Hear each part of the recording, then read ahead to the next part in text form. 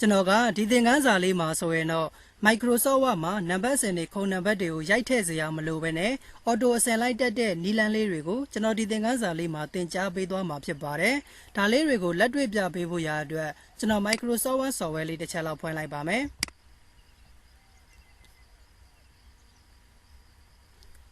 Microsoft Word software ပွင့်လာပြီဆိုရင်တော့ဒီရဲ့သင်ခန်းစာလေးကိုနမူနာပြပေးဖို့ရာအတွက်ကြိုပြီးတော့မှဇယားဖိုင်လေးပြုလုပ်ထားတယ်။အဲ့ဒီဖိုင်လေးကိုကျွန်တော်တစ်ချက်လောက်ဖွင့်လိုက်ပါမယ်။မိတ်ဆွေတို့ကတော့လိုက်ပြီးတော့လေ့ကျင့်တဲ့အခါမှာအခုလိုမျိုးဇယားဖိုင်လေးကိုကိုယ်တိုင်လိုက်ပြီးတော့အရင်ဆုံးဆွဲပေးထားဖို့လိုပါတယ်။ဒီရဲ့ဇယားဖိုင်လေးမှာဆိုရင်ကျွန်တော်တို့နံပါတ်စင်တွေရှိမယ်အမည်တွေရှိမယ်ခုံနံပါတ်တွေရှိမယ်မှတ်ချက်ရှိမယ်ဆိုပြီးတော့မှကျွန်တော်နမူနာဆွဲပေးထားပါတယ်။ဒီတော့ကျွန်တော်တို့ကဒီရဲ့ဇယားထဲမှာနံပါတ်စင်လေးတွေကို1 2 3 4အစင်လိုက်တက်ချင်တာဖြစ်တဲ့အတွက် keyboard ကနေပြီးတော့1 2 3 4ဆိုပြီးတော့တစ်ခုချင်းလိုက်ပြီးတော့ရိုက်ထည့်စေရမလို့ကျွန်တော်တို့နံပါတ်စင်လေးတွေကို auto တက်တဲ့နည်းလမ်းလေးရှိပါတယ်ဒီတော့အရင်ဆုံးအနေနဲ့ကျွန်တော်တို့ကကိုတက်ချင်တဲ့ဆဲကွက်လေးတွေကိုဆက်လက်မှတ်ပေးထားရမယ်ဆက်လက်မှတ်ပြီးသွားပြီဆိုရင်တော့ home တက်ထဲကနေပြီးတော့ paragraph group ထဲမှာ numbering ဆိုတာလေးတွေသုံးပြီးတော့မှကျွန်တော်တို့ကနံပါတ်စင်လေးတွေကိုအစင်လိုက်တက်မှာဖြစ်ပါတယ်ဒီတော့ကျွန်တော်တို့ကအခုဒီမှာ home တက်ထဲက paragraph group ထဲမှာ numbering တွေကိုဝင်လိုက်တဲ့အချိန်မှာသူကရောမကဏ္ဍတွေတက်လို့ရတယ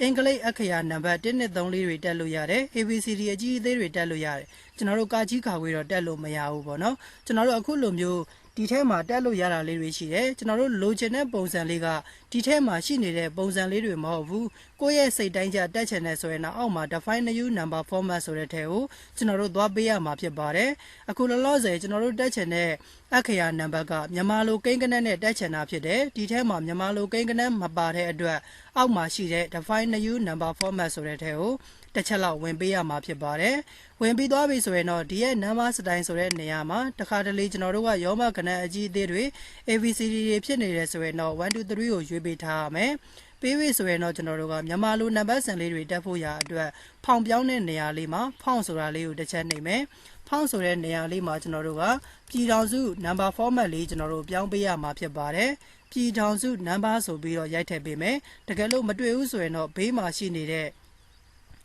ကျွန်တော်တို့မြားလေးကိုတစ်ချက်နှိပ်ပြီးတော့ပြည်ထောင်စု number format လေးကိုကျွန်တော်တို့တစ်ချက်လောက်ရွေးပေးရမှာဖြစ်ပါတယ်ပြည်ထောင်စု number ဆိုတဲ့ font လေးကိုရွေးလိုက်တာနဲ့တပြိုင်နက်အောက်မှာ preview ကြည့်တဲ့နေရာလေးမှာတစ်ဆိုတဲ့စလုံးလေးကမြန်မာလိုကိန်းဂဏန်းလေးဝင်သွားပြီဖြစ်ပါတယ်ဒါဆိုရင်တော့အဆင်ပြေသွားပြီ okay နှိပ်လိုက်ပါမယ်အခုလောလောဆယ်ကျွန်တော်တို့တစ်ရဲ့နောက်မှာသူက full stop လေးနဲ့ပါနေတယ်ကျွန်တော်တို့လိုချင်တာကပုံမှန်လေးချပြီးတော့မှလိုချင်တယ်ဒါမှမဟုတ်ကွင်းစကွင်းပိတ်လေးနဲ့ထားချင်တယ်ဆိုရင်ဒီရဲ့ကျွန်တော်တို့ number format ဆိုတဲ့နေရာလေးမှာနောက်မှာရှိနေတဲ့ကာစာလေးချမယ် full stop ရဲ့နောက်မှာကာစာချပြီးတော့ bus space လေးနဲ့ဖြတ်ပေးလိုက်မယ်ဖြတ်လိုက်တာနဲ့တပြိုင်တည်းဒီမှာ preview ကြည့်တဲ့နေရာလေးမှာဒီနေရာမှာကိုထည့်ထားသလိုအနေထားလေးအတိုင်းဒီရဲ့ preview နေရာလေးမှာပေါ်နေမှာဖြစ်ပါတယ်ကျွန်တော်တို့ကကွင်းစကွင်းပိတ်လေးနဲ့ထားချင်တယ်ဆိုရင်နောက်မှာကျွန်တော်တို့ green လေးပိတ်မယ်ပြီးရင်တော့ကျွန်တော်တို့ရှေ့မှာကာစာလေးပြန်ချ green လေးပြန်စပေးလိုက်မယ်ဒါဆိုရင်ဒီမှာအခုလိုမျိုးလေး1 2 3 4 green စ green ပိတ်လေးတွေနဲ့ဖြစ်သွားမှာဖြစ်ပါတယ်တကယ်လို့ကျွန်တော်တို့ကပုံမှန်လေးချပြီးတော့ထားချင်တယ်ဆိုရင်နောက်မှာကာစာပြန်ချ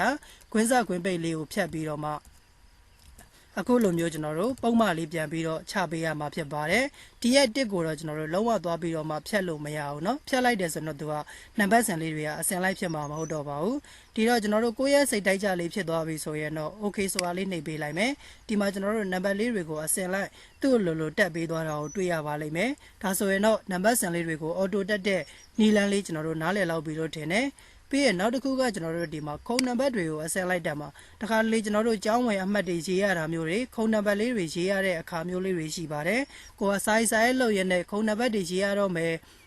်ကျောင်းဝင်အမှတ်လေးတွေကျွန်တော်တို့ရေးရတော့မယ်ပေါ့နော်ဒီလိုပုံစံလေးတွေသဘောတရားစင်တူတာလေးတွေကိုယ်တိုင်စာရေးလုပ်တဲ့အခါမှာအများကြီးပဲရေးရမယ်အနေအထားလေးတွေကြုံလာပြီဆိုရင်ကိုယ်တိုင် keyboard ကနေပြီးတော့တစ်ခုချင်းလိုက်ပြီးတော့ရိုက်ထည့်စေရမလို့ Microsoft Word ထဲမှာကျွန်တော်တို့ auto တက်တဲ့နည်းလမ်းလေးတွေရှိပါတယ်ဒီတော့ကျွန်တော်တို့အရင်ဆုံးအနေနဲ့ကျွန်တော်ခုံနံပါတ်လေးနမူနာတက်ပြပေးပါမယ်ကိုတက်ချင်တဲ့ဆဲကွက်လေးတွေကိုဆက်လက်မှတ်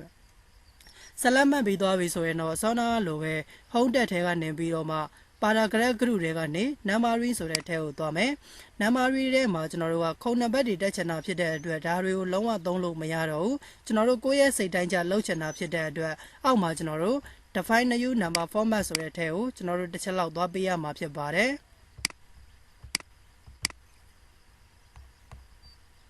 ဆက်လက်လေးမှတ်ထားမယ် ဆက်လက်မှတ်ပြီးသွားပြီဆိုရင်တော့ကျွန်တော်တို့ဒီထဲကနေပြီးတော့ define new number format ဆိုတာလေးကိုနှိပ်မယ်နှိပ်ပြီးသွားပြီဆိုရင်တော့ဒီမှာကျွန်တော်တို့ကအင်္ဂလိပ်လိုတက်ချင်တယ်ဆိုရင်ဖောင်ပြောင်းတဲ့နေရာလေးမှာရိုးရိုးပြည်တော်စုဖောင်လေးပဲထားပေးလို့ရတယ်ကျွန်တော်တို့မြန်မာလိုတက်ချင်တယ်ဆိုရင်တော့ပြည်တော်စု number format လေးပြောင်းပေးထားရမှာဖြစ်ပါတယ်ပြောင်းပြီးသွားပြီဆိုရင်တော့ဒီမှာကျွန်တော်တို့ကခုံနံပါတ်လေးတွေတက်ချင်တယ်ထားပါတော့နမူနာအနေနဲ့မာတာလာ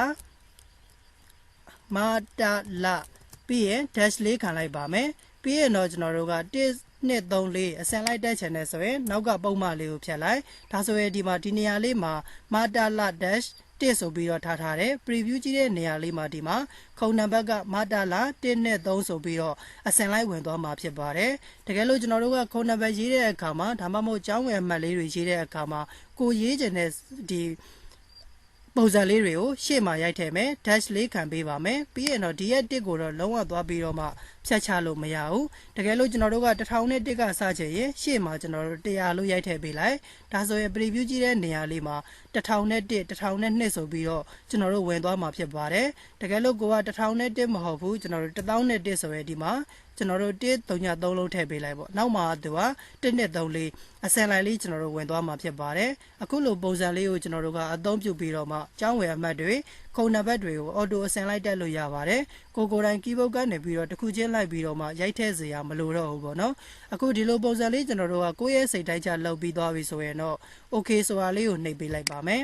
နှိပ်လိုက်တာနဲ့တပြိုင်နက်ဒီမှာကျွန်တော်တို့ခုံနံပါတ်လေးတွေကအစင်လိုက်ဝင်သွားပါလိမ့်မယ်ကျွန်တော်တို့ဇယားကွက်လေးကိုနည်းနည်းလေးချဲ့ပေးလိုက်အခုဒါဆိုရင်ကျွန်တော်တို့အဆင်ပြေသွားပြီဖြစ်ပါတယ်ဒါကတော့ကျွန်တော်တို့ Microsoft Word မှာနံပါတ်စင်တွေခုံနံပါတ်တွေကျောင်းဝယ်အမှတ်တွေကိုကိုယ်တိုင်ရိုက်ထည့်စရာမလိုဘဲနဲ့ auto အစင်လိုက်တက်တဲ့နီလန်လေးတွေဖြစ်ပါတယ်ဒီရဲ့သင်ခန်းစာလေးကလက်တွေ့လုပ်ငန်းခွင်မှာလည်းရန်အသုံးဝင်တဲ့သင်ခန်းစာလေးတစ်ခုဖြစ်တယ်ပြီးရင်ကျွန်တော်ကိုလာမေးထားတဲ့သင်တန်းသားလေးတွေလည်းရှိတဲ့အတွက်ကျွန်တော်ဒီရဲ့သင်ခန်းစာလေးကိုလုပ်ပေးလိုက်ရခြင်းဖြစ်ပါတယ်အားလုံးကိုယ်တိုင်လက်တွေ့လိုက်ပြီးတော့မှလေ့ကျင့်ကြည့်ပေးပါအကယ်၍ကိုယ်တိုင်လေ့ကျင့်တဲ့အခါမှာမရတဲ့နေရာလေးတွေရှိတယ်ကျွန်တော်သင်ပေးတာနားမလည်လိုက်တဲ့နေရာလေးတွေရှိတယ်ဆိုရင်လည်းကျွန်တော်ကိုပြန်ပြီးတော့မှမေးမြန်းပေးလို့ရပါတယ်